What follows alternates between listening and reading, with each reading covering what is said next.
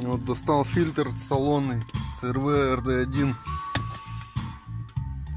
Грязи капец в нем. Нового у меня нету, придется это чистить. Там, конечно, грязи капец. Радиатор вроде чистенький, а вот там вот грязи внизу. И чем доставать их, хрен бы знает. Будем пробовать.